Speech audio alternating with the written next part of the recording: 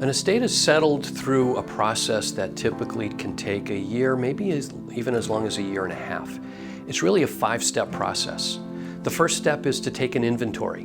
What did the deceased person own and how did they own it? The second step is to create asset valuations, to find out what everything was worth on the date of death. The third step is to retitle things, to get the decedent's name off of the assets and retitle them appropriately.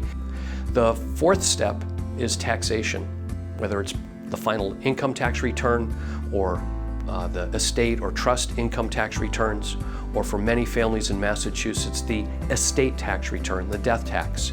Then the last step is to distribute or manage under the terms of the estate plan. If it's a will, then distribute to the heirs. If it's a trust, to manage under the terms of the trust. In some cases, distribute to the beneficiaries.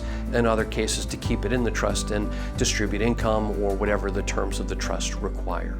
Closing an estate basically means that you've wrapped up all of those 5 steps that we just talked about. Closing an estate means finishing all of those 5 steps. And once you've closed the estate, that's when you're ready to distribute everything out to all of the beneficiaries who are entitled to receive under the estate plan.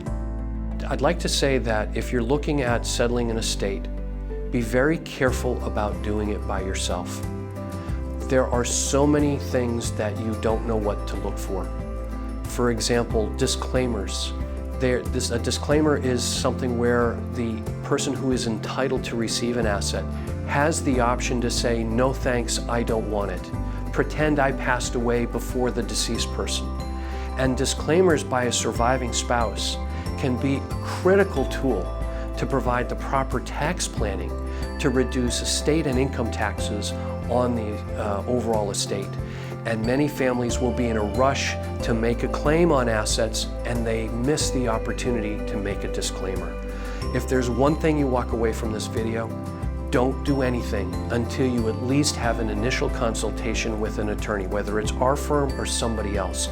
Talk to somebody first. Most consultations are free, ours are for free, and take advantage of that before you start doing any work on the estate.